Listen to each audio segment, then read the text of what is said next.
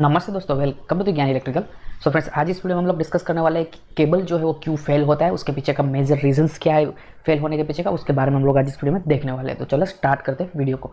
तो फ्रेंड्स, जैसे आप यहाँ पे देख रहे हो कि मेन जो मोस्ट कॉमन जो कॉज जो है केबल फेल होने का पीछे का, वो है मॉइस्चर।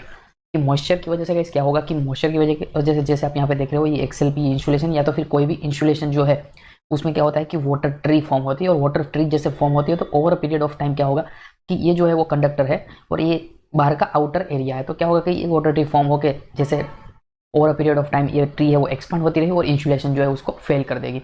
तो जो मेन कॉमन कॉज जो है वो है मॉइस्चर। मॉइस्चर की वजह से भी केबल का इंसुलेशन है वो फेल होता है और केबल इनडायरेक्टली फेल होता है।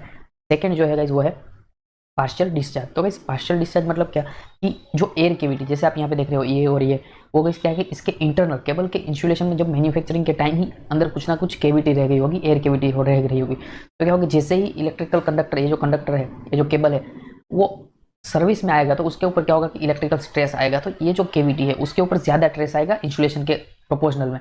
तो ये जो केविटी है वो over a period of time increase होती जाएगी और एक ऐसा टाइम आएगा कि ये जो केविटी है वो डायरेक्टली पूरा इंसुलेशन है और ये जो आप देख रहे हो यहाँ पे जो अर्थ है उन दोनों के बीच में फॉर्म हो जाएगी और ये जो केबल है उसका इंसुलेशन को फेल कर देगी। तो मेजर रीजन जो पहले मैंने बताया वो कि मॉइस्चर, देन पार्शियल डिस्चार्ज, और अब अगर नेक्स्ट बात करें हम तो गाइस वो है मैन्युफैक्चरिंग डिफेक्ट। मतलब मैन्युफैक्चरिंग डिफेक्ट में गाइस क्या है कि जब केबल बनाया गया होगा, जब मैन्युफैक्चर कंपनी जो है वो केबल बनाती होगी, उस टाइम पे जो मटेरियल यूज किया होगा उसमें डिफेक्ट हो सकती है, यानी कि एसेसरीज में डिफेक्ट हो सकती है, या फिर बनाने में ही उसकी प्रोसेस में ही कुछ डिफेक्ट आ गई होगी, उसकी वजह से भी ये जो केबल है वो जैसे ही सर्विस में आता है और वो फेल हो सकता है। एक प्रोबेबल रीजन ये भी है। तो अब नेक्स्ट अब बात करेंगे फोर्थ रीजन के बारे में, तो वो है इम्प्रॉपर इंस्टॉलेशन। तो इस इम्प्रॉपर इंस्टॉलेशन है वो भी बहुत ही इंपॉर्टेंट है।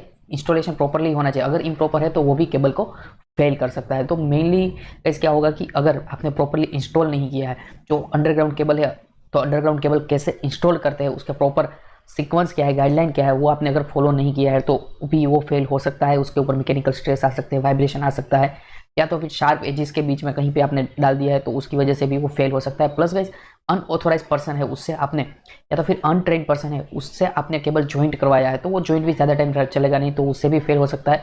या तो फिर अनट्रेंड पर्सन है उससे आपने केबल लेइंग करवाया है, मतलब कि प्रॉपरली जिसको नॉलेज नहीं है वो सुपरवाइज कर रहा है जॉब को, और वैसे उसने ले करवा दिया है जिसमें प्रॉपरली अगर जो सैंड का लेयर है वो नहीं डाला है, उसके ऊपर बाद में केबल बिछा के वापस उसके ऊपर सैंड डालना रहता है, उसके ऊपर जो ब्रिक्स डालने रहते हैं वो सब नहीं डाला है, तो मतलब कि इनडायरेक्टली वो हुआ कि इम्प्रॉपर इंस्टॉलेशन। अगर प्रॉपर इंस्टॉलेशन नहीं है तो क्या है कि एक्सटर्नल जो बाहर मैकेनिकल डैमेज भी हो सकता है, वाइब्रेशन डैमेज भी हो सकता है, वैसे इम्प्रॉपर इंस्टॉलेशन की वजह से ये भी केबल फेल हो सकता है। अब गाइस अगर नेक्स्ट जो बात करें वो है effect of chemical and hydrocarbon ingress. इसका मतलब ऐसा है कि जो केबल जो है वो अंडरग्राउंड क्या है कि केमिकल इंडस्ट्री है या तो फिर हाइड्रोकार्बन इंडस्ट्री है, तो उसमें क्या है कि उसकी जो लैंड होती है, अगर उसमें थोड़ा आप डेप्थ में जाओगे तो क्या कि वहाँ से हाइड्रोकार्बन निकलता है या तो फिर कुछ केमिकल वाला वाटर निकलता है।